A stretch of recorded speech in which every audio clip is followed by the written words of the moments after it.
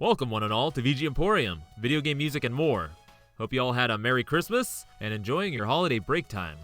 And so as you probably all know, we're soon approaching New Year's, about to go into 2023, soon leaving this strange decade of a year that we've been in, and I am not sure if I'm to be excited or wary of what's to come this next year.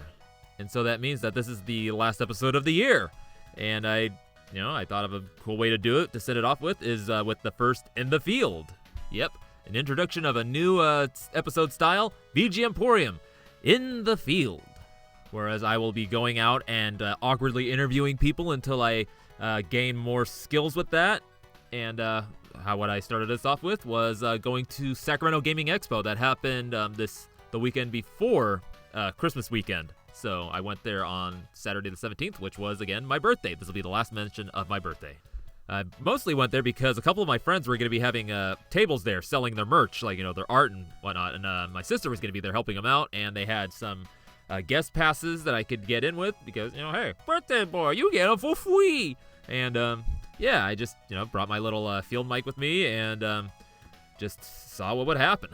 And though I didn't get as many interviews as I was thinking I would try to get, I was trying to go for more candid things, like, approaching people that were on the floor, just like shopping or looking around, and maybe even some vendors. The spectrum I did get was it's pretty cool for, just trying out for the first time. But before I go any further, let me tell you the song that we came in on. This is Townscape, the town theme, from Brigante, The Roots of Darkness, composed by Takehiro Yunemura. And this was released on the Japanese home computer, the NEC PC 9801. And I was originally going to try to find like a track that was kind of like Expo or convention related, but I was having a hard time with it, so I decided to go with this one because it kind of just goes with the vibe I was feeling there. So now let me set the scene. So I get there and I am met by my sister Crystal, who gives me my wristband to be able to get in and out of that place, the madness that was going on at the moment. And so we just go straight to our friends' tables where they're selling all their merch. So there's Adrian with his boyfriend Cody. Adrian goes by the name Astro Panda, and Tara, who goes by A Nice Rat. And these two are basically like unofficial siblings of ours because they've been so close to our families for so long. And I will be linking their pages to where you can see their art and possibly even buy it if you wish. And we just did our usual greetings, kind of like yelling at each other, flailing at each other, ways that you show love to friends that happen to also be kind of like siblings. And from there, I went into the field, and I was just kind of walking around. There was a lot of tables, a lot of people selling retro games, things that hurts to kind of like consider as retro games, like bins and bins of consoles and games. And like I saw Vectrix, old PC games, like everything like old, new. A lot of people selling their own original art or like fan art. And it was just really cool on the floor. And one of the things I had was Adrian had created a badge of Ugly Sonic, the original model for the Sonic movie, doing that surprise face with those uncanny teeth. And that draws the attention of my first interviewee. My name's Spencer Pedimonte. Nice. What video game music do you like? Have you really liked growing up? And is there a particular one that you have enjoyed? I really like Sonic the Hedgehog music, but my most favorite from any Sonic game has to be Live and Learn from Sonic Adventure 2. Nice. So, like, what is it about it that is your favorite? I mean, why? The guitar, how the guitar plays, and just the lyrics, and how Crush 40 really pours their soul into the song. That they do. Damn. Yeah, like, I can't help but sing along to it. No, I know a few other guys that feel the same, very much so. It's been a while since I've heard it. Probably should listen to it, and this is a good chance to do so.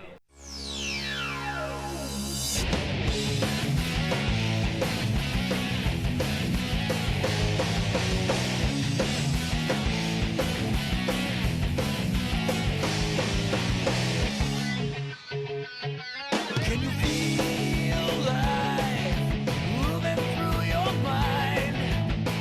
Ooh, looks like it came back for more. Yeah! Can you feel time slipping down your spine?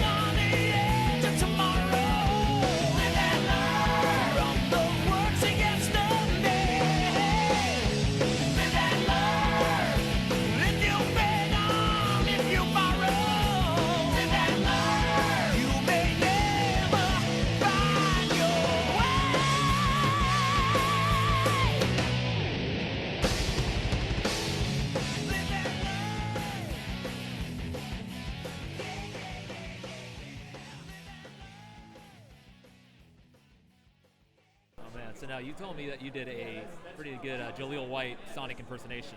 Could you do that? Oh, okay. How's it going, guys? I'm Sonic the Hedgehog, but you can call me the fastest thing alive. I'm over here at the Sac Gamers Expo, and as always, I gotta go fast as usual. Damn that hedgehog! Thanks, man. Anytime. Oh yeah. And that was Spencer Pedimonte with his choice, Live and Learn from Sonic Adventure 2, as performed by Crush 40. And as you could probably tell, I should have worked a little bit more on my questions and how I would ask him to people's, but hey, it was fun, it was pure, so I'd like to say thank you to Spencer for being my first interviewee on VGMporium. Unfortunately, in the moment, like, the journal and everything, I forgot to get his contact informations, like, how to find him on social medias and stuff, but, I'll find him. Or maybe he's already found my show and he's hopefully waiting for this episode to come out. I don't know. But if you do listen to this, Spencer, again, thank you and hope you enjoy. And so after this, I ventured around a little bit more around the vendors hall and then decided to go outside of the hall and check out the rest of the building. And immediately into the foyer, there was like a bunch of tables set up of all the panel guests. So there was, I can't remember their names, but a couple guys that were in the Mortal Kombat game. So like one of the guys that played Johnny Cage and the Ninjas, as well as the guy that played Kung Lao. And then in the far corner, there was the guy who did the voice and the announcements of NBA Jam. So it was a little surreal to hear, those sayings, boom shakalaka. And then there was a couple other tables to the left that were, let's see, I think it was Jumpman. I had no idea what was going on with there, and one for Digital Eclipse, but he was like just inundated with people. So I kind of just walked by all that and started down a hall towards the free play room where they had a bunch of arcade cabinets and consoles set up for just playing. And I actually sat down and played a single player, couple rounds of Marvel vs. Capcom. But there was one section of tables in the middle of the room set up for indie developers. Like, they actually were just like guys that were working on their own games, like showing them off and letting you play them. And one of them caught my eye, and I played it, and it felt really good. Like, it was kind of like a weird combination of Mega Man X, Ninja Gaiden, just some of the best elements of like the action platformers of the SNES. So, I played through the demo. I'm having a conversation with the two guys that were working on it, and, having a great time with it. Like, it felt really good. And, just talk about like some of the gameplay elements that they're planning on adding in there, some of the bugs that kind of showed up, and how to work around them for now. And, just having like a good time, like talking with it, because like it was like really animated. And so I got to the end, and, decided to actually, these are going to be my next interviewees, and their names are. I am Jammel. Yes. And I'm Hayden. Hayden, all right. And what is this game you guys are working on right now? It's called Vassal. Vassal. No, and I just played it, and I really like it. It feels like a lot of like SNES, like, classics in there. Like, you can figure out how to get that bug to kind of figure out a way to work that in there. You want to keep it. Or not keep it, but like, kind of like somehow make it like some kind of special unlockable move or something like that. Like an exploit like type an exploit thing? move, like, it's like you have to do like a certain amount, like certain combo or something, like to get activated and kind of glide across them. But anyway, so I run a video game music podcast, so I'm obviously talking about music. So I'm gonna ask you, like, do you guys actively listen to video game music or like video game related music, like chiptune or so like much, remixes? So much. I work at my day job is working at One Up Retro. And we just play video game music all day. That's all I listen to ever. And I do love it. I've realized from it that Sonic has some really good music. Like, Sonic has great music. Yeah, like first two games, like, it was like actually like a pop operator, like music. Yeah. Made the music there, and then like they actually had like, it actually came out, Michael Jackson did work on the third game, and then they had to rework it a little bit, but his team still helped out with it and stuff. So like, Brad Buxer and all those guys. And we just found out last night that Sonic Rush, the guy who made the music for Jet Set Radio. Oh yeah, Hideki Naganuma. Yeah, we were shocked when we heard about that. Oh yeah, like we listened to it, it was like, oh man, this is Jet Set Radio. That's worth it just on that basis alone that Sonic Rush is redeemed. Yeah, for real. It made us want to play it. I love more of the Konami and Capcom era scores in terms of 16-bit. So like Mega Man X, we were all talking about that. Some of the most classic tunes. So yeah, like chiptunes definitely is probably like the bulk of my playlist, I'd say, actually these days still to this day. Like, So now I'm gonna ask you, like, out of like any soundtrack or songs that you like, was like, what is the one that you like to kind of go back to or really like to listen to, and why? The best one that I've heard so far is there's this game called The Messenger. Oh. And have you ever heard of it? I've heard of it. I've heard people talk about it. I've actually. Okay. The thing about the music in that game is it starts out very chiptune-y, like old, like because it's kind of like Ninja Gaiden. It's like very old chiptune music, and it's about time travel. But when you travel through time, the music updates also. So, and there's times when you're traveling back and forth, so you'll go back from this chiptune to like a full like score back to chiptune, like, and it just meshes very well. And like I've never seen a game do something like that. It's amazing. It's really amazing. So for you, Jammel, I'm gonna play Bamboo Boogaloo, Past and Future, from The Messenger, composed by Rainbowdragoneyes.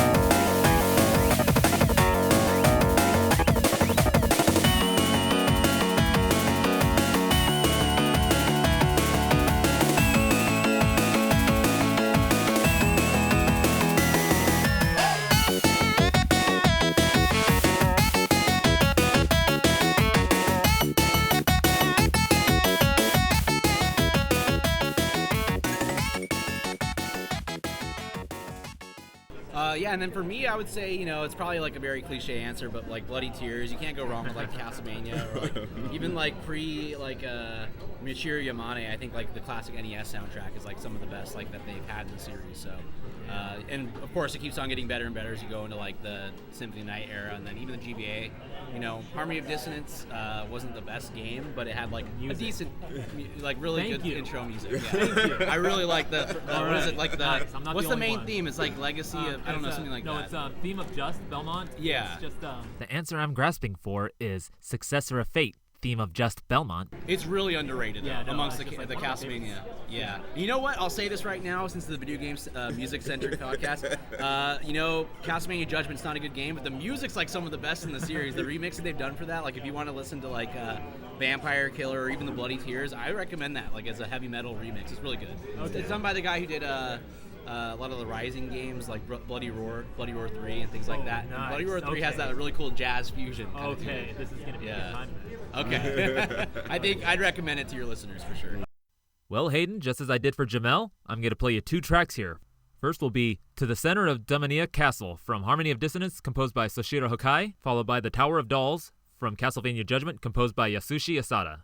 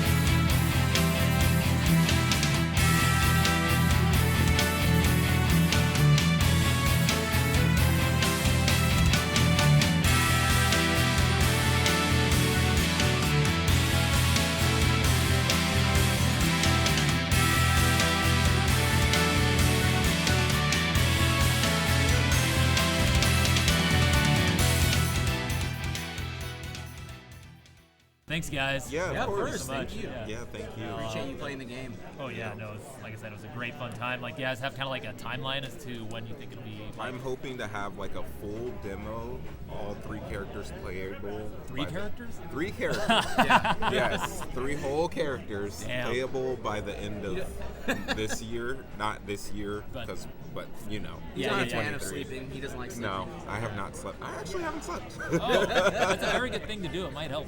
I know. Yeah. Yeah. Oh, yeah. Okay. Definitely. I'm looking forward to that. Awesome. Looking forward to the game and also you getting more sleep. Yes, I definitely will be. So after this, I'm probably gonna pass out. Fuck yeah. Sounds like a plan. Yeah. Thank you. Right. Thank you again to Jammel and Hayden for just being willing to talk to me and sharing their game. And like I said, it's I'm looking forward to when you have the demo out. I know it's going to probably be another year or so, but hey, you got a fan here. Thankfully, I did find them on social medias, Instagram and Twitter and whatnot, so definitely be sharing that on there and give them a follow and keep your eyes out for that demo of Vassal. So hope you enjoyed the music choices I made for you here, and so after this I kind of just hung out a little bit more in the free play room, played another indie game. It was a little rough, but hey, it was still fun. And then I started making my way back out towards the main area, and on my way there, and the first thing I see when I get back into the foyer is the Digital Eclipse table. This is the developer of the Street Fighter 30th Anniversary, Atari 50, and the Teenage Mutant Ninja Turtles Cowabunga collection. And seeing there was nobody in front of the table this time, I decided to pull up my big boy pants and approach the fellow that was there at the table. And his name is... Hi, my name is Stephen Frost. I'm the head of production at Digital Eclipse. Now, my question for you is, do you actively listen to video game music? Or any chiptune or music related to video game music, inspired by it? Yeah, I definitely. I think, me as a fan, I definitely love just listening to random game music. I'll jump around because, obviously there's a lot of games that I don't play or aren't able to play and stuff. But I love, sampling that stuff. I end up, whenever someone does sort of like chiptune release for a classic console on the cartridges or, and things like that, I always try to support that. Something like the YM20, I think 2016. Yeah, that stuff like that. Yeah. So anytime someone does native music on a cartridge, there was a recent one that was done for the PC Engine TurboGrafx that was on a cartridge as well. A Hue card for it. I haven't heard of that one. Yeah, it's a recent one. So anytime people do these sort of compilations on actual hardware, I love that. So I try to support that stuff all the time. So I did look into this Hue card music release, and I found it, and it is called Electric Lifestyle by Remute. And the song I'm going to play for you is called Gut, Schlecht, Besser.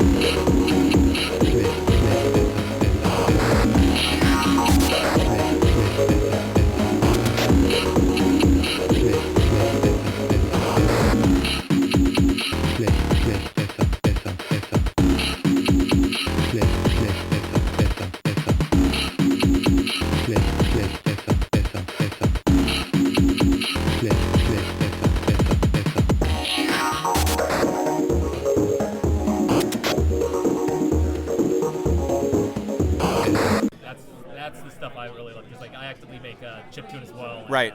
I listen to it all the time and like get to be involved with these people. So it's like I love that stuff. Like it's amazing. It is. It's really neat. And we're fortunate enough to have some talented music guys. One guy, Bob Baffy, who does what I love listening his sort of work, because what he often does is, for our collections, is that he will listen to, like, let's say like Street Fighter or something. He'll listen through a myriad of sort of tracks of Street Fighter, and then he pulls like sort of moments out of it, and then he creates sort of a new arrangement that encompasses like all of those. So, like, does he actually beats. solo out the channels of like each sound, or does he just like pull? No, I mean like the actual sounds, like what they sound. So you might see like a riff or like a section of it that like really so, like, resonates. the whole song, and yeah, and he takes tries some to of do that. interprets that and then adds it, and then he does like a melody. So when you listen to it, so let's say we did our Street Fighter collection, which encompasses like 30 years of Street Fighter.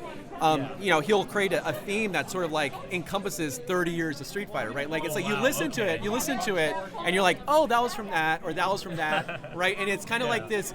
You don't quite place exactly where it's from, but you like remember, like, oh wait, that was from early Street Fighter. That was from this Street Fighter. It's that bell that goes off, and you're like, oh man, that was Street Fighter 2. That was Street Fighter 2. Yeah. Like Super Edition. That was Street Fighter 3. Right. Impact. So that stuff is kind of neat, because you kind of have to have that when you have like menu music and you want something that represents the collection as a whole in its entirety. Yeah. But sort of going back, I love listening to the old chiptune stuff, old games. I have avoided going into the sort of record purchasing thing, because I feel I would go down a black hole of same stuff. Here. Like there's a lot of other podcasters that do that, and they just like post their new vinyl they get. It's too much. I would go crazy, and I think that's probably not good for me. But I do definitely listen to that stuff, because the music, just like the games, fundamentally, what I dig about it is that back then, the games, just the gameplay was very basic. You couldn't hide the gameplay behind like smoke and mirrors, like fancy FMV, fancy graphics. So the moment-to-moment gameplay really had to count, or you weren't interested in playing it. And it's the same thing with music, right? You can't waste a single note, and you can't hide behind fancy instrumentation or a bunch of instruments and things like that. So the moment to moment, like, it has to be good, or again, you lose interest in it, right? Games, they were only limited to 5 channels, like right. the NES, the exactly square, triangle, noise, and the sample channel. They exactly use that, so it's just make it count, and they did. They pulled amazing stuff out of it. It's very incredible. So I think that listening to that old classic music goes hand in hand with my sort of admiration for people who are able to create simple gameplay, especially like in the Atari era, like the 2600 and things like that. You have to fill in with the imagination, but what they're able to do with such basic technology and abilities is amazing, right?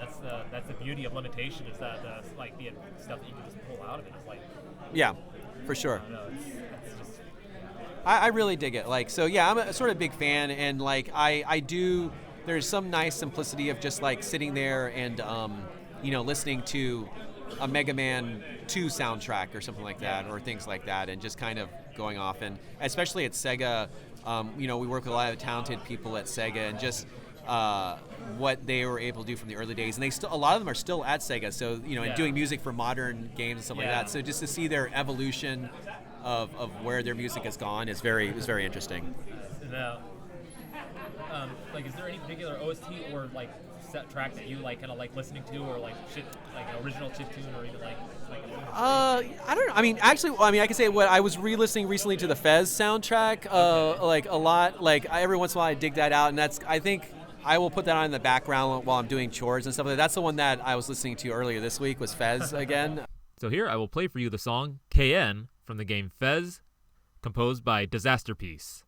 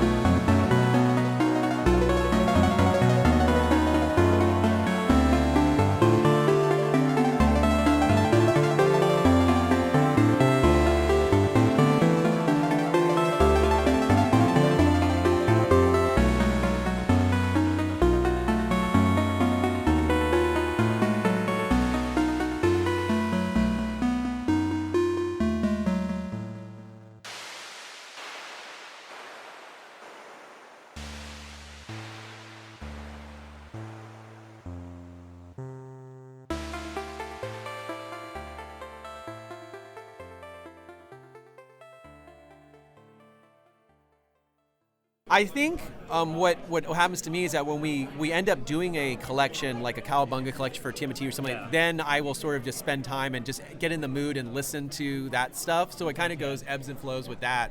And so during, Turtles, I will just listen to that quite a bit just to get in the mood of stuff and it helps to inform like the decisions that you make, and you get into the mindset of stuff. So I think music helps, strangely enough, to sort of drive some of the decisions that we make in relation to the collections that we do.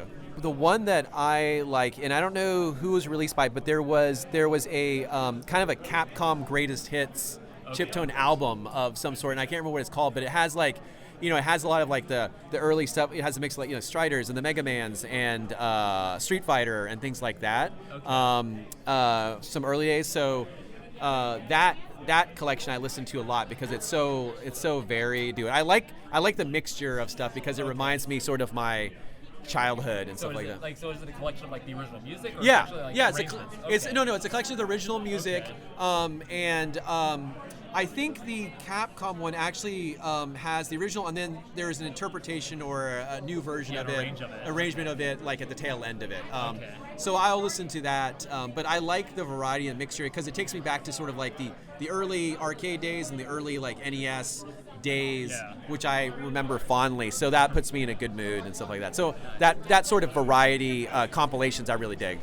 And I found it for you. This here is the Capcom 30th Anniversary Best Music Original and Arranged Album. The track I'm going to pull from it is Armored Armadillo Stage, or on this album it's called Armored Armarge Stage, originally composed by Setsuo Yamamoto and arranged for this album by Deadball P.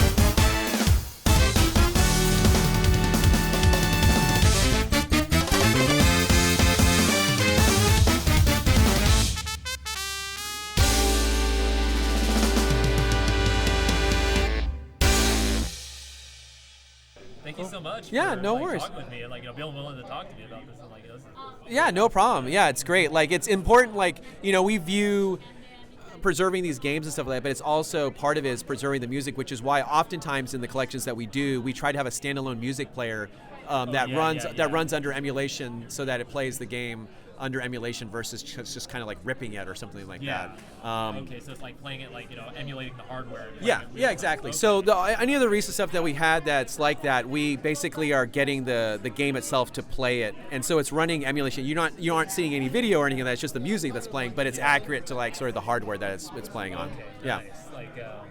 Because otherwise, some people might rip it and then convert it like to an OGG or something like that, or whatever. Like, there might be some like artifacts. Yeah, and there's something to be said about, and we think about that a lot now, like especially in Genesis, where like there's different sound variations for the Genesis. There's a low pass filter that people have kind of tried to put on the Genesis that's there because otherwise, without it, it gets tinny and things like that. So there's a lot of just thought process now, and I think now and moving forward, we're going to put a lot more thought into like the audio side of things, as we feel is important, because the main thing that you focus on is like, are the graphics okay? Is the gameplay, the controls okay, right? But now we're at a point where like we really have to think about authenticity of the audio and making sure like even things like, if it has two chips that handle audio, are the volume levels between the two chips proper, right? And it's a lot of things that people don't necessarily think about, but you have to kind of, it's nuanced, right? And then you're like, the volume level in relation to the title screen, to the gameplay, is that off? Because of what's the factors that influence that and things like that. And it's things people don't think about because they think like, oh, you set it a volume and it's consistent. But it's like, no, when you're doing emulation, you also have to worry about what the intensity and volume levels of individual chips are doing. And like background, they might handle background music, ambient music. It might handle just a beat drum channel. And like, what's the balance of the audio for that? And then the sound effects and stuff. Exactly. I kind of recently learned this because when I make my stuff, like I actually export my Sega Genesis chiptune, so like .bgm, and then export it or put it on like an SD card, and I have a thing called the Mega Blaster 2, which plays it through hardware. Yeah. And sometimes like the SN76489 is louder than the 2612, and like I'm kind of okay, I gotta figure out what's going on here.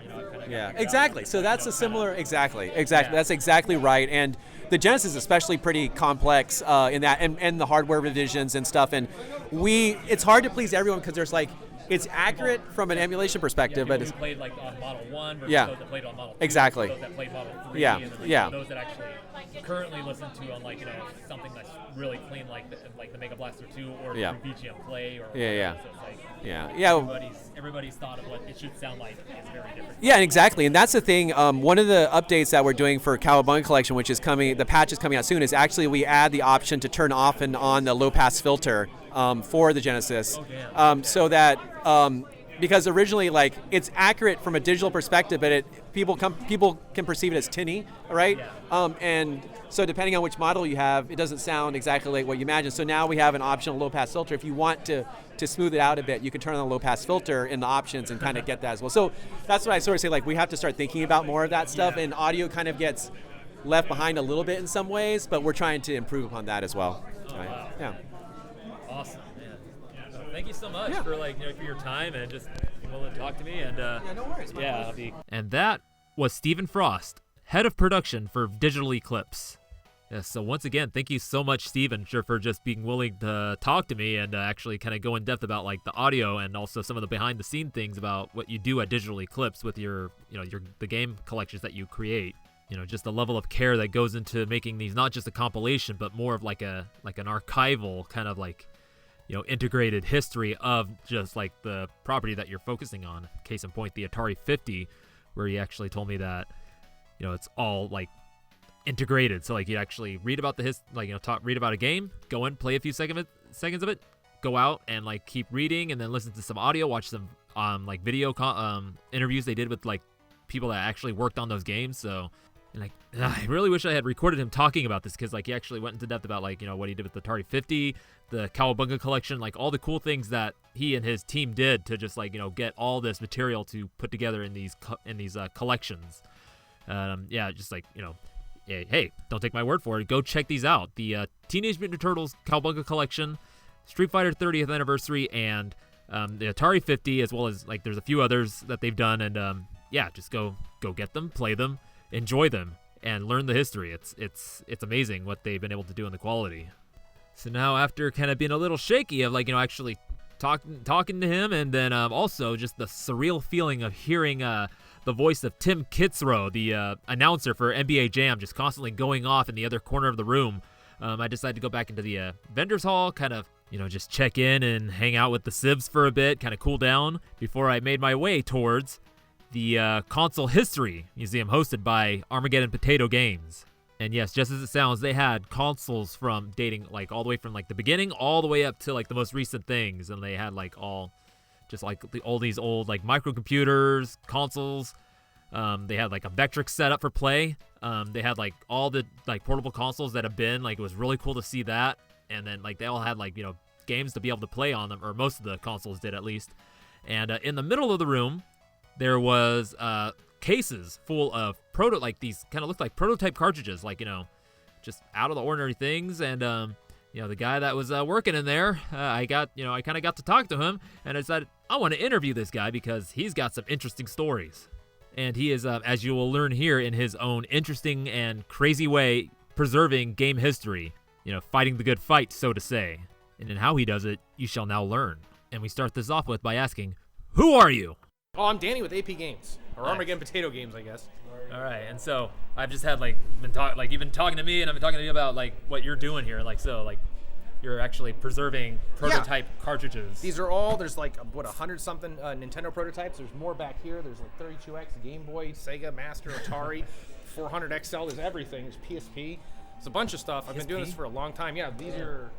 Here, I'll bust out this one. Star Ocean 1 and 2. There's a Holy very early shit. 0.01 version of Parappa the Rapper. Need to dump this one because this one's fresh. Oh, man. My PSP, I had to replace the PSP batteries. Always detonate and turn into a rock. No, mine is. Yeah. I need to get a new one. Yeah. And then when you buy them, they're just those fake ones, and it's hard to get a good PSP battery. But been doing this a long time. There's a story behind every one of these. It's always really crazy. I can't just buy something normally. It's got to be some kind of quest for fire or something or whatever. And there's would you happen to be? Which one would you be? Would you be Ron Perlman? Quest for Fire, Ron Perlman. Oh, yeah. No, George Costanza.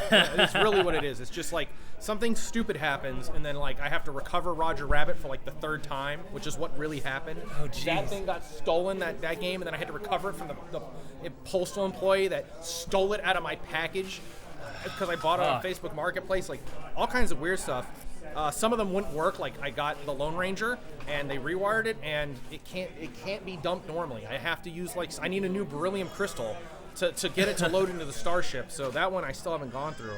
And some of them, I load them up. I finally get to play them.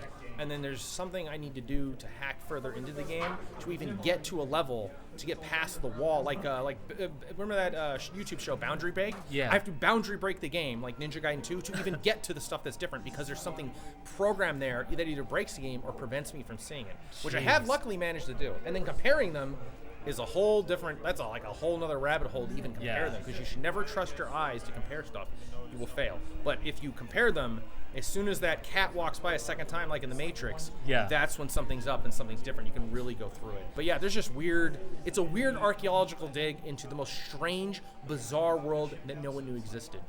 Which is really fun, because it's so niche. And I have to, before it was just me doing it, but now there's all these investors and people trying to put them in slabs, and it was just me on my happy adventure with my green tunic. And suddenly, Return of Ganon. And I'm like, no, I don't need a Ganon in my adventure. I'm like, get him out of here. He's causing darkness over the land. I was like, I don't want to need a third key to the water temple. The water temple was boring the first time. And so, and then it became like a war. So some of this stuff has been locked away behind those kind of paywalls. So there's some stuff I know it's out there, but I can't dump it because they're not going to they're not going to just hand it over because they have an investment into it. Which is kind of unfortunate. I mean, they can do whatever they want with it, but I just kind of want to preserve it. So it's interesting. And in all of this, do you actively listen to video game music while doing any of this? All the time. Besides what you're hearing from the games that you're doing? I mean, we could jump in Bart versus Space Mutants. It's literally that jump sound in the prototype is literally the sound of sadness and depression. It's like, it's hilarious. Maybe we'll play that.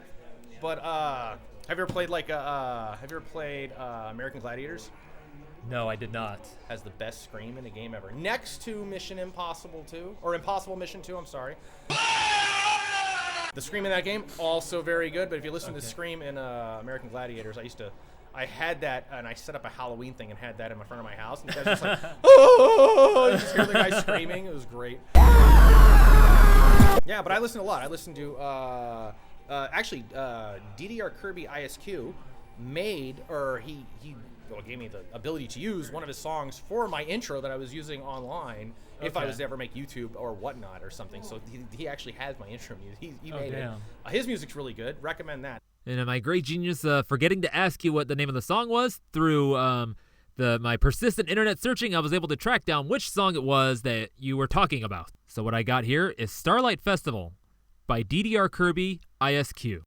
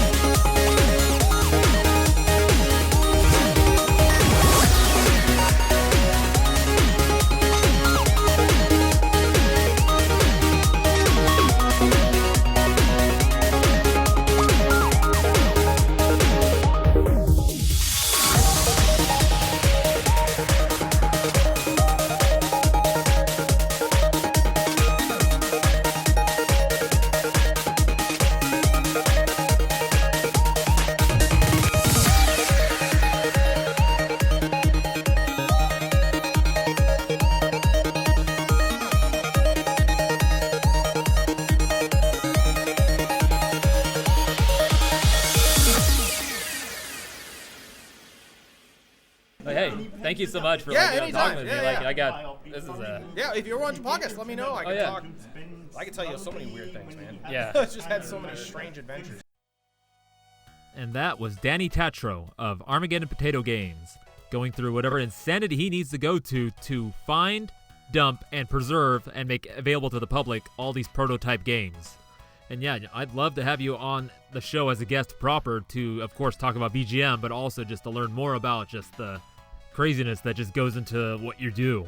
And that, folks, was my last interview. I didn't get any more because I was only able to be there for like maybe 4 hours because my wife and I had some plans for my birthday. This is the last time I'll mention my birthday. And yeah, but what I got was just amazing because like I was not expecting that. I was expecting more to get candid stuff like Spencer.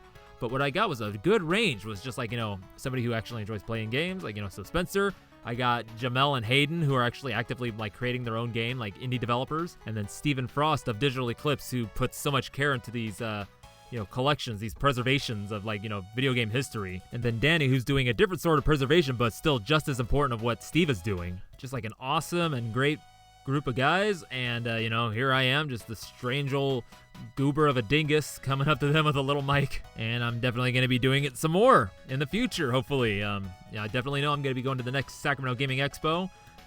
Probably not Sac Anime because I got my anniversary coming up that weekend. But yeah, I want to try to get out and be like, interact with more people and like, work on my question skills and, kind of focusing in on the VGM stuff. But yeah, it's just great to hear what everybody has to say. So I did end up having to edit some stuff out, kind of for time and help things flow a little better, but I will be providing links to the full recordings if you so wish to listen to those.